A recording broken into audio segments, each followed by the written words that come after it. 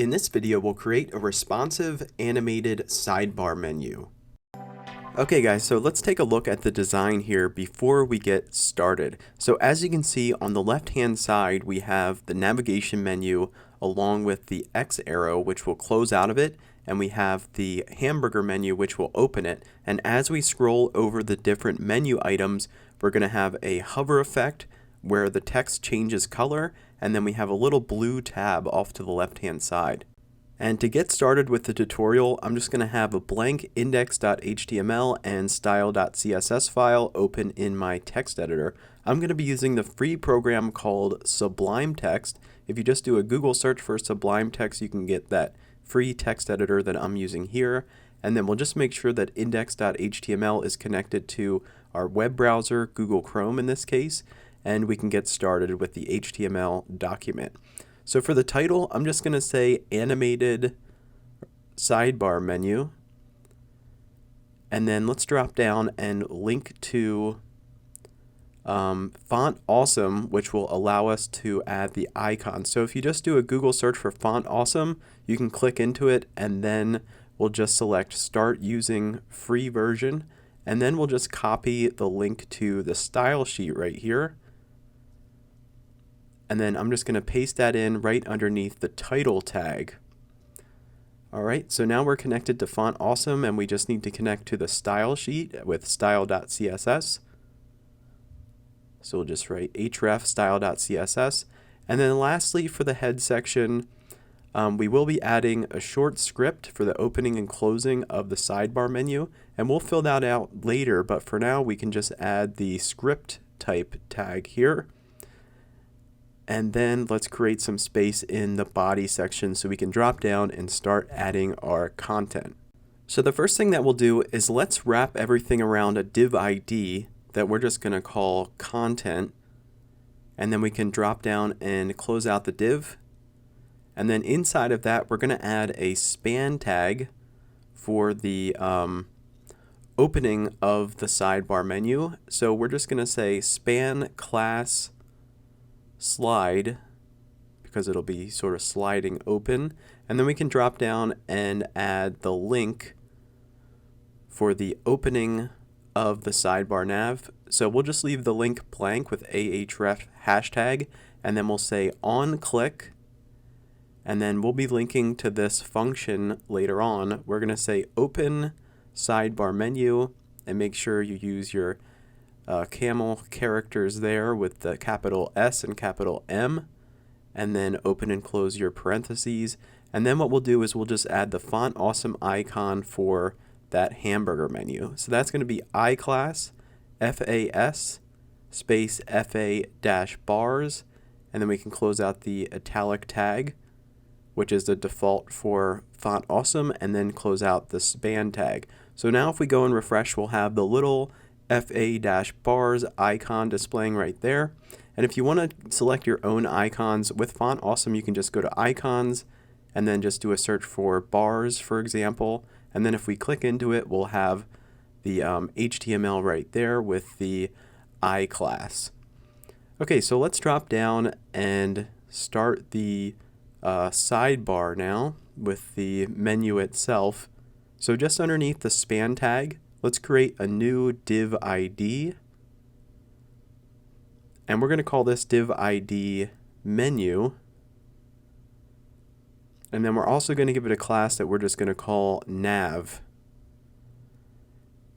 Okay, and then once you close that out, similar to the link we used to open up the navigation with the on click open slide menu, we're just going to change this to close slide menu for this section, so you can copy and paste it or type it out. And then for the Font Awesome icon, we'll change FA bars to FA dash times, which will be for the X arrow to close out the sidebar menu. So if we refresh, there we have our X symbol rather. And then let's go ahead and drop down and add our unordered list, which will contain our list items and then the actual links for the navigation items. So we'll say ahref, and I'm just going to leave it blank for now with the hashtag, and then home, and then we'll close out the link tag and the list item. And then we have our first link. So let's add the rest of them with about, services, portfolio, and contact. So I'm just going to copy and paste this and leave the link blank. Ideally, if you're creating, say, a 5-page website with Ahref, you would link to the other page of the website, or if it's a 1-page website, you can link down to the different sections of the page. Okay, so once we have all these 5 navigation items filled out, the last thing that we'll add is let's just add the heading 1 where it says responsive animated sidebar menu, and then we can move on to the JavaScript and our styling. So I'll just say heading 1 and responsive animated sidebar menu.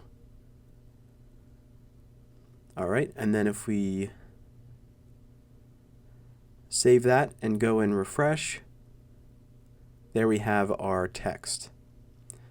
Okay, so let's go ahead and add our open and closing functions to open and close the sidebar menu, and then we'll move on to the styling after that with style.css. So let's navigate up to the script here, and we're going to go ahead and start off with the open slide menu function, which will slide it to the left 250 pixels. So we'll say function open slide menu, and remember to use the camel characters with the capital S and M, then open and close parentheses and open and close swirly brackets, and then we'll say document.getElement by ID, and then we'll want to reference the ID that will be shifting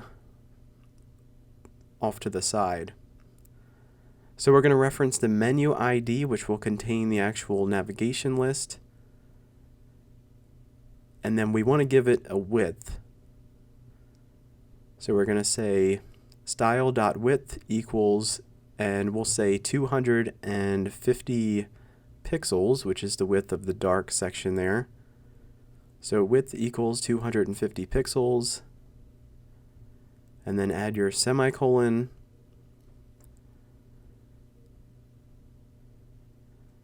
and then what we'll need to do is, if we select it now, it's not going to move over because we need to add a margin to the left of the content. So the content ID that wraps around everything, we'll shift that 250 pixels to the left,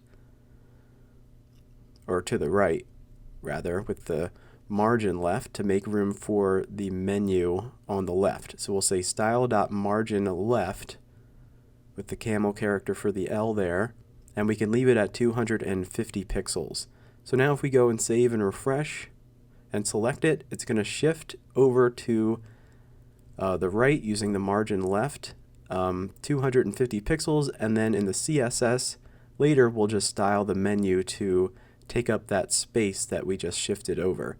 So now that we have the open slide menu function completed, let's go ahead and add the close slide menu, and we can just do that by changing a few different things. We'll just change open to close, and then we want to pull it back to 0 to get rid of the 250 pixel mark. So we'll just change 250 to 0 for the width and the margin left.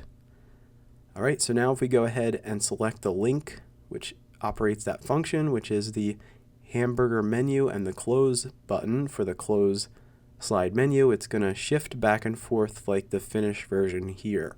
So let's go ahead and move over to style.css so we can style the menu, and let's start off with getting a font style or font family for the text here. So let's use Google Fonts for that, and I've done a search for a font here called Catamaran, and then I'm just going to go ahead and select that in Google Fonts, and then I'll hit select this font and open it up here at the bottom, and then let's go over to customize, and in addition to the 400 weight, we'll just get an extra bold weight of 800, and we'll just do away with the 400 actually because We'll just use bold here. And then let's import it into style.css. And then for the body of the web page, we'll just add that font family that shows right here, font family Catamaran, sans serif. Okay, so now let's move on to styling the navigation now that we have our font family with Catamaran added, as we can see here. So to target the navigation, we'll want to find the class that follows the div ID menu, which is the class nav. So we'll want to use a period for the class to reference it rather than an ID. So what we're going to do is we're going to reference the navigation, which will take up the entire black or dark gray section that we're seeing. So we'll say .nav, and then we'll give it a height of 100%. And we're going to give it a width of 0, so it doesn't display unless we open up the sidebar navigation using the button.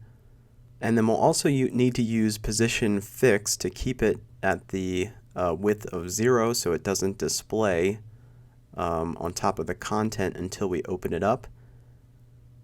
And as we can see right here, now we have the text kind of sitting on top of the navigation links. And then we're also going to say z-index1 to make sure that it displays on top of any content that the browser might want to render beneath it, or on top of it rather. And then we'll also say top and left 0, so there's no margin to the top or left of the navigation. And then let's give it the dark background color with the gray shade, which is the hex value 2D 3135. And then we'll also give it some opacity to kind of blend everything with opacity 0.9. And that'll kind of give it a little bit of a softer feel. Then moving on, let's add some padding to the top of the nav to create some space above it with padding top. And we'll say 60 pixels to add above the home link that you see there. So padding top 60 pixels. And then for when the navigation opens and closes, we'll also want to add a transition so it has a smooth transition from opening and closing, so it's not instant there. So let's drop down underneath padding top and we'll say transition 0.7 seconds, so just underneath a second. And now if we refresh and select the button, as you can see, it's going to have the smooth transition opening and closing. We'll just also need to make the content have a true smooth transition, which we'll get to later. And then we'll also just say overflow X hidden. That way the navigation will only display once we open it here with the open button. So it won't display outside of that 250 pixel mark. So now let's move on to styling the navigation links. So let's move to the unordered list. So we'll want to reference the navigation or nav class rather again. So we'll say nav ul, and let's say padding 0 for our unordered list. And what that's going to do is that's going to pull them off to the left, as we can see right there. So now they're kind of shifted right up to the left of the page. All right, and then next let's move on to the list items themselves so we can add the hover effect. So we'll say .nav li:hover, and we'll want to give it that blue border on the left when we hover over it. So we'll say border left 9 pixels solid, and then that blue hex value is going to be hashtag 3E84C1. And then let's also make the background a little bit lighter when we're hovering over an item, as you can see right here. So we'll say background color 34383D, which is a lighter shade than that gray background color that we gave it earlier with just the nav class itself. So now if we open it up and hover over them, we have the blue shade off to the left with the border and the lighter color. So now let's style the actual links. We could have done that first, but I kind of like going in order from ULLI to the A with the link. So we'll say .nav A to target the link itself. And then we'll say display block so we can add some padding between them. So we'll say padding 20 pixels top bottom and 30 pixels left right. And now if we go and refresh, as you can see they're spaced out a good bit, but we need to change the color of the links. So we'll say color, and then we'll just give them a gray shade, which is CCC. So now they have the light gray shade. And let's do away with the underline with text decoration none, which is inherent with links. And then we'll also increase the size once the underlines are gone, which they are, as we can see here. So let's increase the font size to 25 pixels. All right, and then let's go and refresh. And there we have them, except for the finished version also has the color of the text changing a bit when we hover over them to make them white. So let's go ahead and make that change as well. So to target the link and the hover style, we'll say nav a :hover, and then let's change the color to white, which is the hex value FFF when we hover over it. Alright, so now we can see that it's changing to white, but the finished version has a little bit of a delay. It's not instant when it changes to white. So let's give it a transition to kind of delay the color change. And just to see this take effect, let's give it a transition of 2 seconds, and then we'll change it so it's a little slower. So now if we hover over it, as you can see, it just takes a moment to get to the white shade. And let's make it quicker with transition 0.5 seconds. And then if we go and refresh, it's going to transition to the white, but it'll just take a second, and it looks kind of nice with the border appearing to the left. So now let's reposition the closing button. So to get to that, we'll want to reference the class that we gave it, which is the, or actually we need to add that. So we'll say class close for the link on the X there. So we'll just say .nav.close. And then we're just going to say position absolute, so we can put it wherever you want, and we'll say top 0, so it has 0 spacing between it and the top, and then we'll say right 25 pixels, and that looks pretty good right there, except for the finished version is a little bit larger. So let's say font size 30 pixels. And then that looks good. So then we can move on to the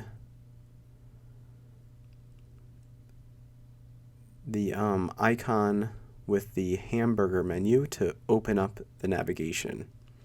So let's go ahead and resize that, and we'll give it a color. So we're going to reference the slide class and then the link inside of it. So we'll just say .slide A, and then let's increase the size to 36 pixels. And if we refresh, that looks pretty good, and we'll also want to change the color. So let's give it the same color as the background of the navigation, which is the hex value 2D3135 that we're seeing right here. And if we go and refresh, there we have it, and everything looks good except for the transition for the actual content ID, and then the spacing is a little off too. So let's go ahead and reference the content ID, and we'll add some padding to adjust the spacing so it's not pushed up all the way to the top left. So we'll say .content and then padding 20 pixels. And oops, I messed something up here.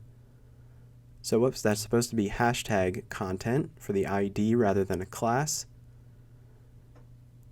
And that looks good except for we'll need to fix the transition. So we'll say transition margin dash left 0.7 seconds, and that's going to match the transition time for the navigation shifting to the right. Okay, so that looks good.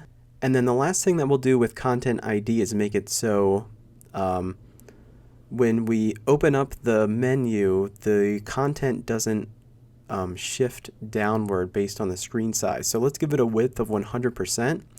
And then as you can see, it's just going to shift off screen a little bit while the navigation is open, and it'll stay in line as if the navigation didn't open at all.